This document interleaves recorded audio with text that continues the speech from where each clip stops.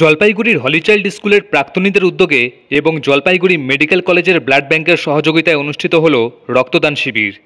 এদিন জলপাইগুড়ি শহরের আরএসএ ক্লাবের মাঠে এই রক্তদান শিবির অনুষ্ঠিত হয়। অনুষ্ঠানে উপস্থিত ছিলেন হলিচাইল্ড স্কুলের প্রাক্তনী ছাত্র শুভাশিস ঘোষ, রাজীব গুণ, অনন্য চ্যাটার্জি, বিনীত খড়িয়া, সুনীত বসু, গোপা সিনহা প্রমুখ। হলিচাইল্ডের প্রাক্তনী বিনীত খড়িয়া বলেন, এদিন প্রায় 30 জন ডোনার এই রক্তদান শিবিরে রক্তদান করেন।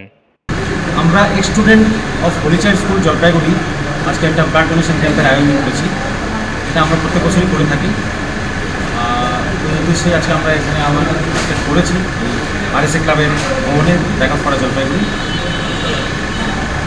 আমাদের আনুমানিক 25 থেকে 30 ডোনার হওয়া উচিত, এরকম আমাদের একটা অনুমান আছে। আর আমরা ব্লাডটা দিচ্ছি জলপাইগুড়ি সদর হসপিটালের ব্লাড ব্যাংক, মেডিকেল কলেজের ব্লাড ব্যাংক। আচ্ছা, কোন ব্যাচের আপনারা? আমার নাম বিনীত খড়িয়া, 1993 ব্যাচ।